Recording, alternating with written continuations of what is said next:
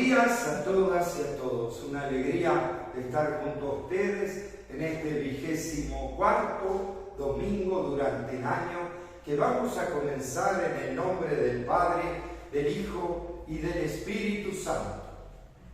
Que el Dios de la paz y la esperanza, que la presencia de nuestra Madre la Virgen estén ahora y siempre con todas y todos ustedes. Y con tu espíritu.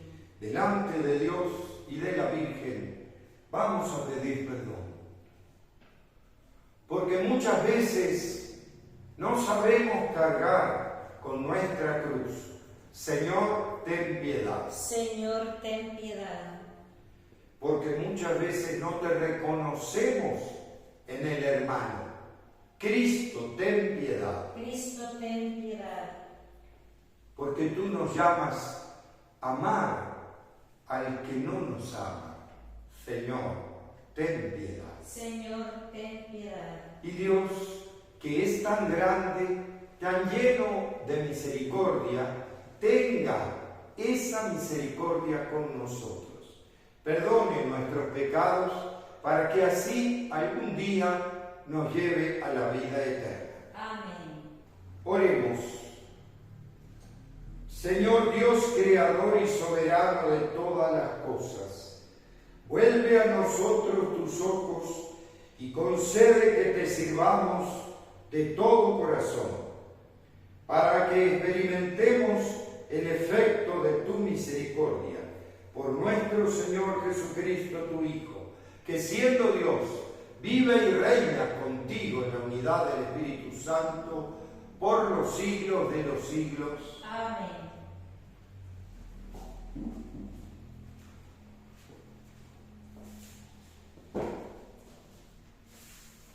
Primera lectura.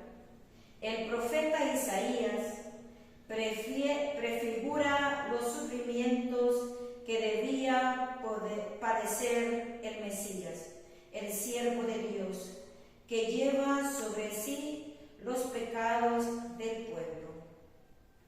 Escuchemos.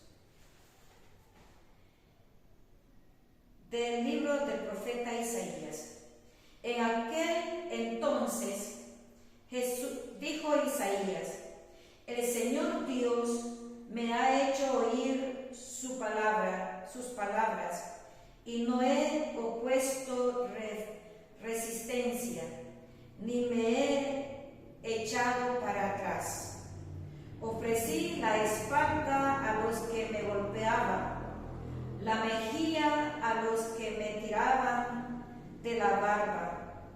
No aparté mi rostro de los insultos y salivazos, pero el Señor me ayuda, por eso no quedaré confundido, por eso endureció mi rostro como roca, y sé que no quedaré avergonzado. Cercano está de mí el que me hace justicia.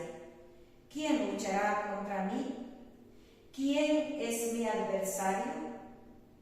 ¿Quién me causa que se me enfrente? El Señor es mi ayuda. ¿Quién se atreverá a condenarme? Palabra de Dios. Te alabamos, Señor. Del Salmo 114 respondemos: caminaré en la presencia del Señor. Caminaré en la presencia del Señor. Amo al Señor porque escucha el clamor de mi plegaria, porque me prestó atención cuando mi voz lo llamaba. Redes de angustia y de muerte me alcanzaron y me ahogaban. Entonces rogué al Señor que la vida me salvara. Caminaré en presencia del Señor. El Señor es bueno y justo, nuestro Dios es compasivo. A mí débil me salvó y protege a los sencillos. Caminaré en la presencia del Señor. Mi alma libró de la muerte, del llanto los ojos míos, y ha evitado de mis pies tropiecen por el camino. Caminaré ante el Señor por la tierra de los vivos. Caminaré en la presencia del Señor.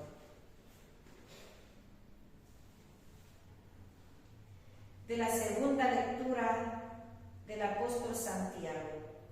Santiago nos explica que la verdadera fe se expresa en obras relacionadas con el amor al prójimo. Escuchemos. Hermanos míos, ¿de qué le sirve a uno decir que tiene fe si no la demuestra con obras? ¿Acaso podrá salvarlo esa fe? Supongámonos que algún hermano o hermana carece de ropa y de alimento necesario para el día, y que uno de ustedes les dice: que te vaya bien, abrígate y come, pero no le da lo necesario para el cuerpo. ¿De qué le sirve que le diga eso? Así pasa con la fe. Si no se traduce en obras, está completamente muerta.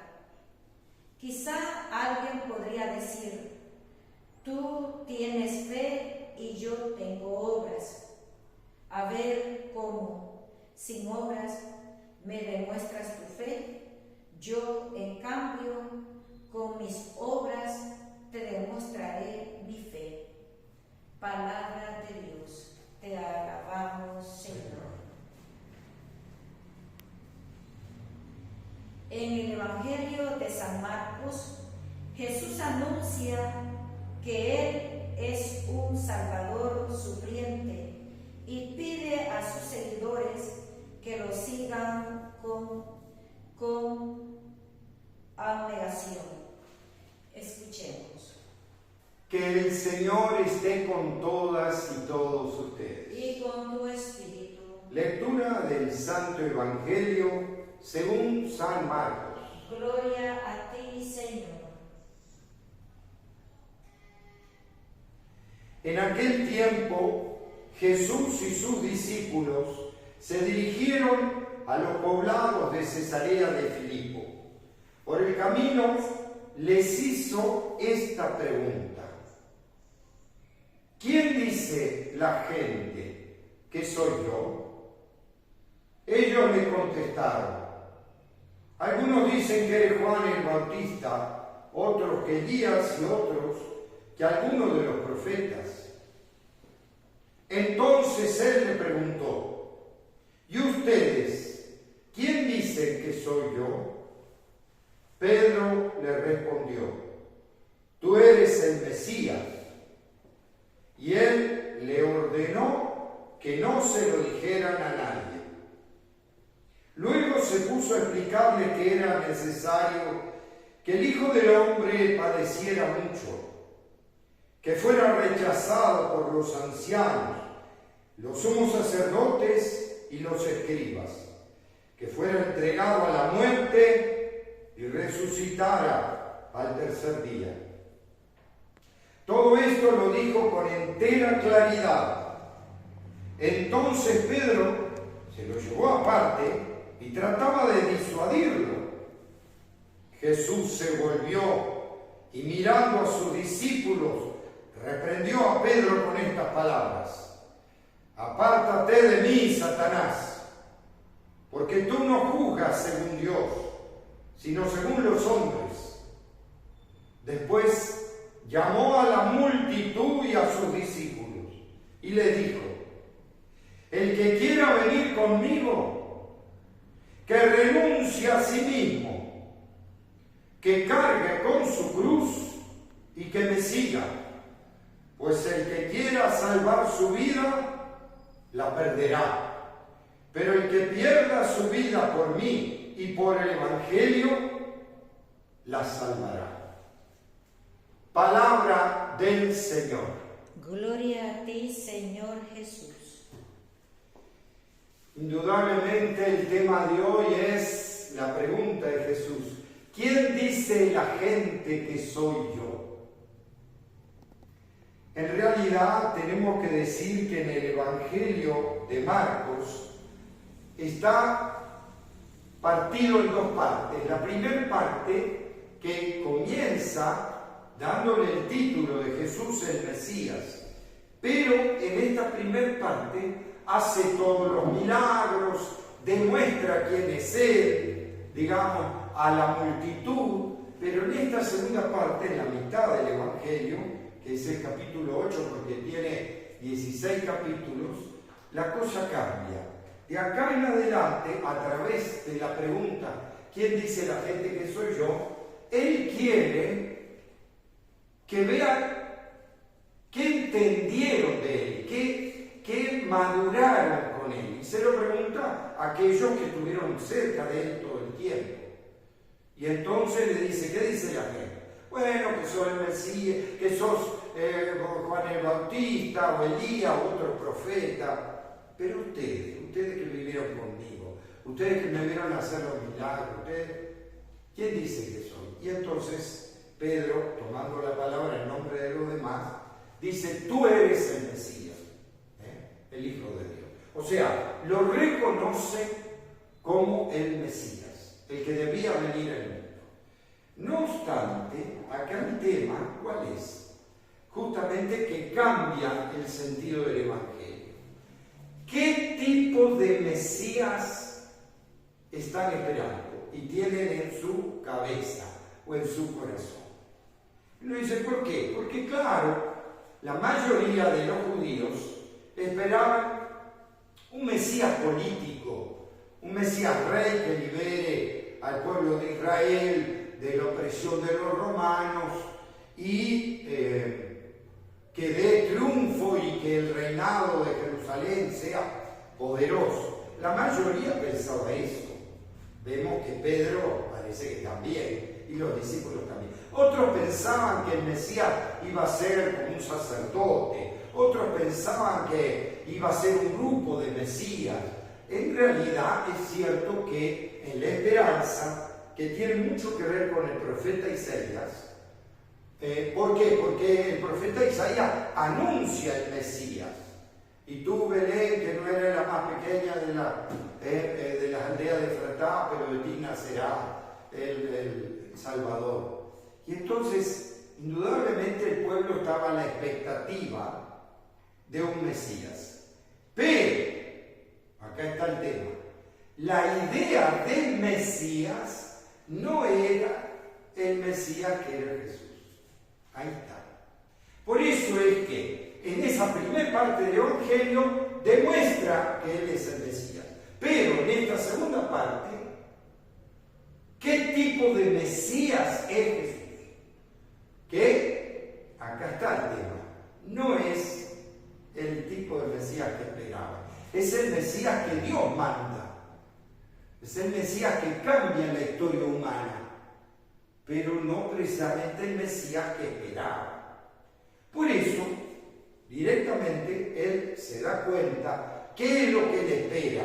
Después de lo que le pasó a Juan el Bautista, que por anunciar la justicia y la verdad lo meten preso y después le corta la cabeza, Jesús se da cuenta. El camino de la justicia y la verdad siempre termina en la persecución y la muerte. ¿Por qué? Porque el mundo no quiere la verdad. El mundo quiere el egoísmo, la mezquindad, la violencia, el odio. El mundo quiere eso. Entonces Jesús se da cuenta que todos están esperando otro tipo de Mesías. Sí, le dice, tú eres el Mesías. Pero resulta que cuando Jesús anuncia que debía sufrir, ser perseguido, morir y resucitar, Pedro lo saca, lo agarra aparte y le dice, pero lejos de nosotros, ¿cómo que te van a matar? ¿Cómo que vas a morir mal? No, eso, lejos de nosotros, si vos sos el Mesías. Porque en la cabeza de Pedro y en la cabeza era un Mesías triunfante, de poder. El Mesías que tiene poder. ¿Por qué entonces escuchamos al profeta Isaías en la primera lectura? Porque el profeta Isaías en esa parte anuncia un Mesías siervo sufriente, de los que me tiraban la barba y me escupían, y que yo ponía mi piel, mi rostro como roca y no me sentía humillado. O sea, que asumía toda la humillación y el dolor y permanecía con esperanza en Dios. Esa parte del profeta Isaías, comúnmente, sobre todo los judíos, no la leían y la dejaban de lado, aunque estaba en el profeta Isaías que anunciaba al Mesías. Lo que pasa es que anunciaba un Mesías contrapuesto al éxito y al poder. Y justamente por eso se lo pone, ¿no?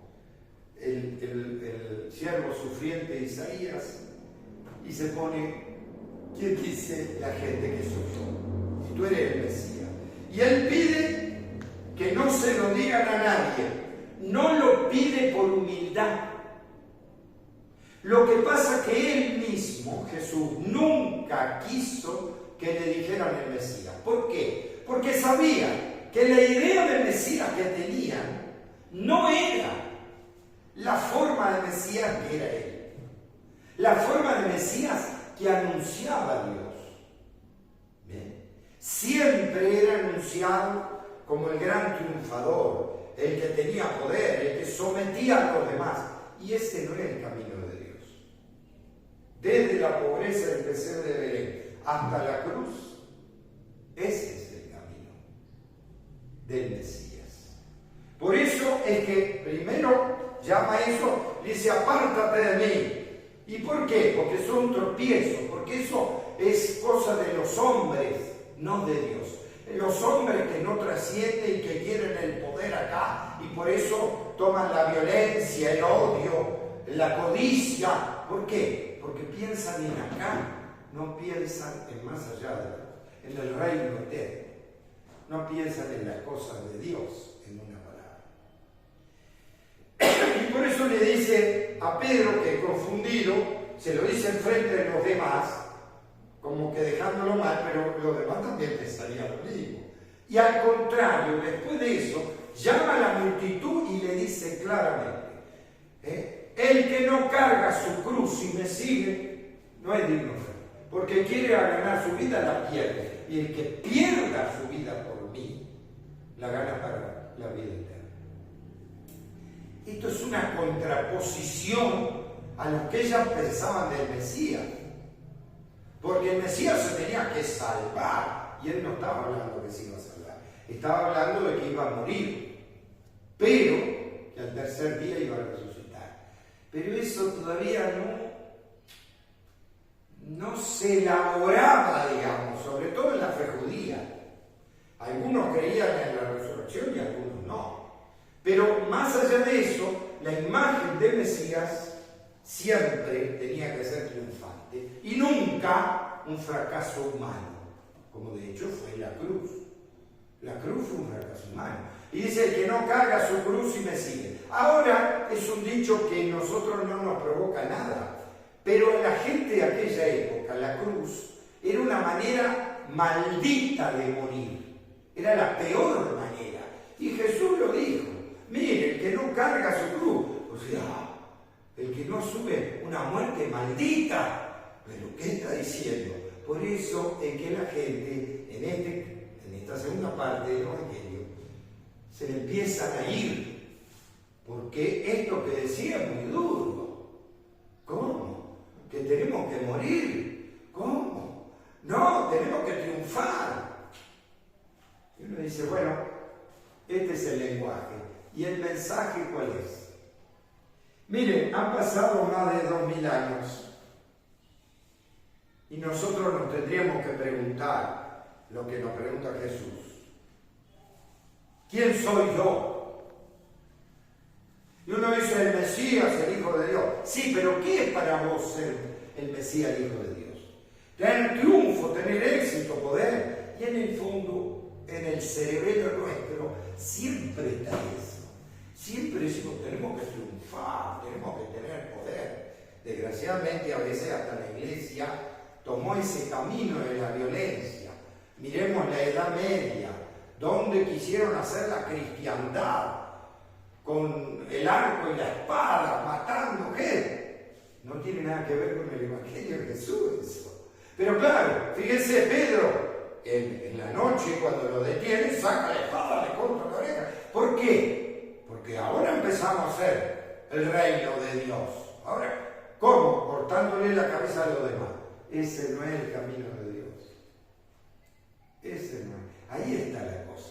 Han pasado 2000 años y todavía el mundo, más en este cambio epocal, sigue provocando guerra, muerte, hambre, misiles, con todos los misiles, los tanques, las bombas, los aviones. ¿Cuántos niños podrían vivir y no morir de hambre?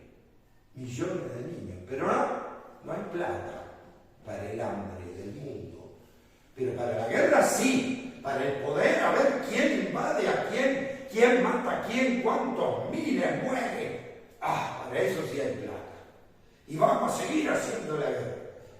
La locura humana sigue tal cual hoy. Donde se promueve el mal como bien.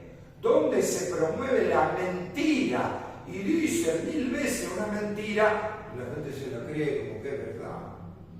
Y no solo toman el camino de la violencia, como que ese es el único camino para cambiar las cosas. Jesús nos dice que no. Si amás al que te ama, ¿qué mérito tenés? Así hacen los malos. Tenés que amar al que no te ama. Tenés que bendecir al que te maldice. Tenés que rezar por el que te humilla. Y eso sí que es muy duro. Es muy duro aprender a amar como Jesús. El Mesías va por lo sencillo, por la justicia, la verdad, la solidaridad, el amor a los demás, a los pobres, a los ancianos. Vamos a pedirle a Jesús y la Virgen, pero principalmente a Jesús, que no perdamos la espiritualidad y la mística que Jesús nos enseñó, que es saber cargar con la cruz, o sea, saber amar aunque nos duela, saber amar al enemigo.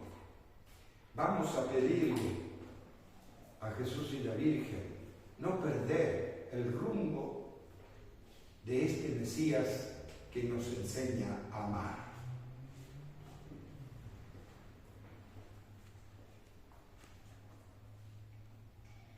A cada oración vamos a responder: escúchanos, Padre nuestro. Escúchanos, Padre nuestro. Por el Papa, los obispos, los sacerdotes y la Iglesia Universal, para que en la consagración de su vida a la causa del Evangelio estén siempre convencidos, junto a sus fieles, que de nada sirve ganar el mundo entero si pierde su alma. Oremos. Escúchanos, Padre nuestro. Por los gobernantes y líderes que rigen los destinos del mundo, para que reconozcan el valor de la unidad, caminen por las sendas de la justicia y consoliden las bases de una paz duradera. Oremos. Escúchanos, Padre nuestro. Por los padres de familia, para que con su ejemplo, sus palabras y sus buenas obras eduquen a sus hijos y a todos los que hacen parte de su hogar en la fe, la esperanza cristiana y la piedad. Oremos. Escúchanos, Padre nuestro. Por nosotros, para que Al descubrir como Pedro que Jesús es el Mesías, anunciemos con valentía nuestro rol de discípulo, atendiendo sus palabras. Si alguno quiere venir en pos de mí, que se niegue a sí mismo, tome su cruz y me siga. Oremos. Escúchanos, Padre nuestro. Escúchanos, Padre nuestro, para que sepamos perseverar en esa espiritualidad del amor. Te lo pedimos a ti, que vives y reinas por los siglos de los siglos. Amén. Recen para que este sacrificio nuestro sea agradable a Dios Padre Todopoderoso. El Señor reciba en tus manos este sacrificio para la alabanza y gloria de su nombre, para nuestro bien y el de toda su santa Iglesia.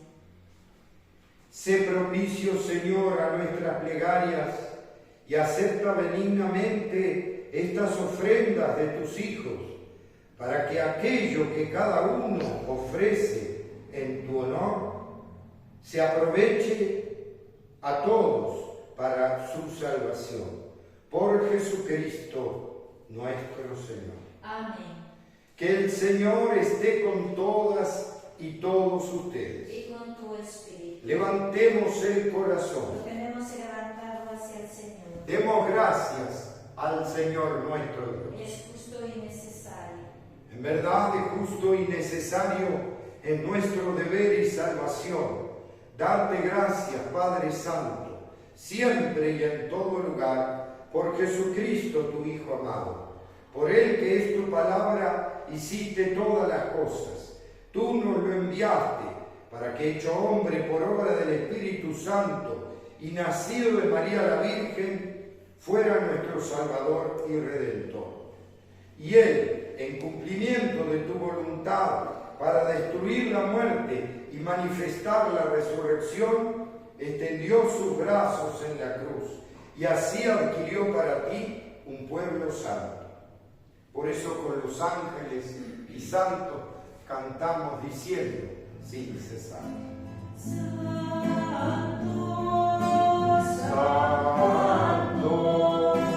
Santo es el Señor, Dios del universo, llenos están el cielo y la tierra de tu gloria, Hosana,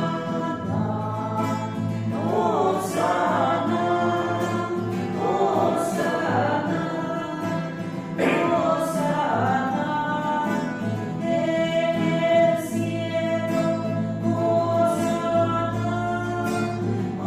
Hosana, Hosana en el cielo.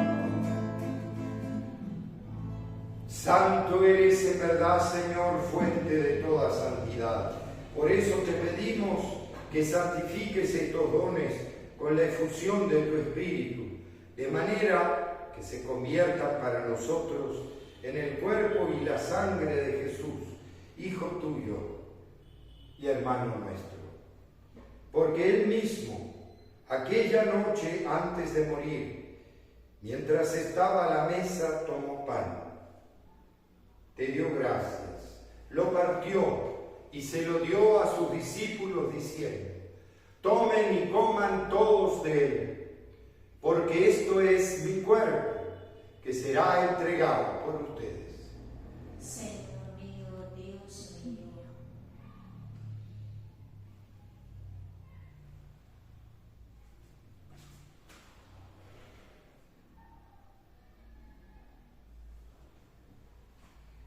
De la misma manera, después de cenar, tomó el cáliz, volvió a dar gracias y se lo dio a sus discípulos, diciendo: tomen y beban todos de él, porque este es el cáliz de mi sangre, sangre de la alianza nueva y eterna, que será derramada por ustedes y por todos los hombres y mujeres para el perdón de los pecados. Hagan esto en conmemoración mía. Señor mío, Dios mío.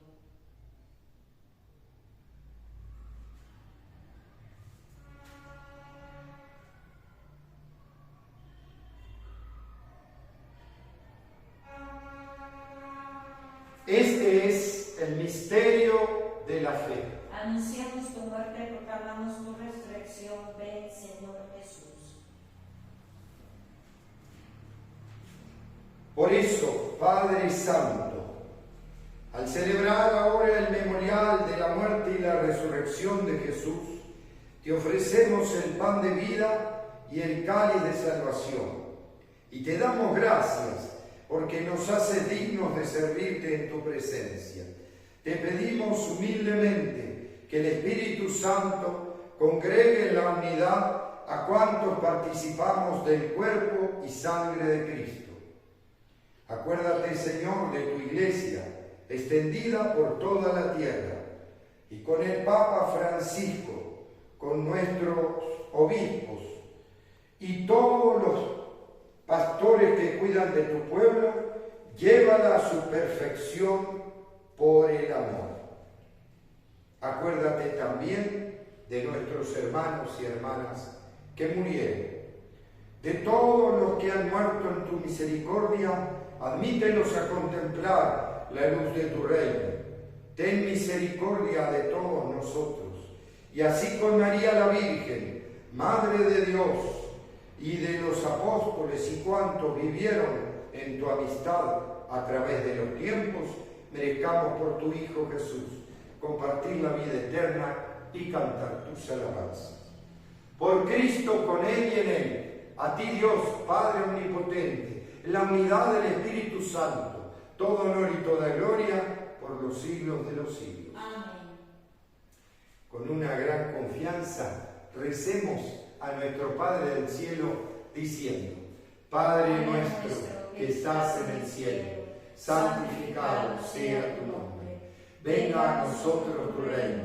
Hágase tu voluntad en la tierra como en el cielo. Danos hoy nuestro pan de cada día. Perdona nuestras ofensas, como también nosotros perdonamos a los que nos ofenden. No nos dejes caer en la tentación y líbranos del mal. Líbranos, Señor, de todos los males y concédenos la paz en nuestros días, para que, ayudados por tu misericordia, vivamos siempre libres de pecado y protegidos de toda perturbación, mientras esperamos la gloriosa venida de nuestro Salvador Jesucristo. Tuyo es el reino, tuyo el poder, tuyo es la gloria por siempre, Señor. Señor Jesús, que dijiste a tus apóstoles: la paz les dejo, mi paz les doy.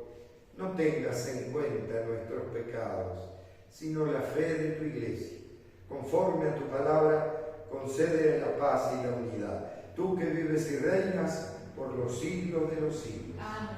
Que la paz de Jesús esté siempre con todas y todos ustedes. Y con tu espíritu. Como hermanos nos saludamos, deseándonos la paz. Este es Jesús, el Hijo de María, que quitó el pecado del mundo. Felices los invitados a esta mesa del Señor. Señor, No soy digno de que entres en mi casa, pero una palabra tuya bastará para sanar.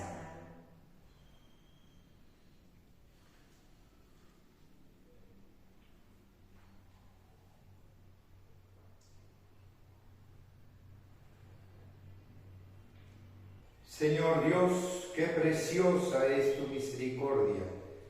Por eso los hombres se acogen a la sombra de tus alas. Que el efecto de este don celestial, Señor, transforme en todo nuestro ser, para que sea su fuerza y no nuestro sentir lo que siempre inspire nuestras acciones para llegar a tu reino. Por Jesucristo nuestro Señor. Amén. Que el Señor esté con ustedes. Y con tu espíritu. Que la bendición de Dios Todopoderoso, Padre, Hijo y Espíritu Santo, descienda sobre todas y todos ustedes y permanezca para siempre. Amén. Con la alegría de haber celebrado esta misa, nos podemos quedar en la paz de Dios. Demos gracias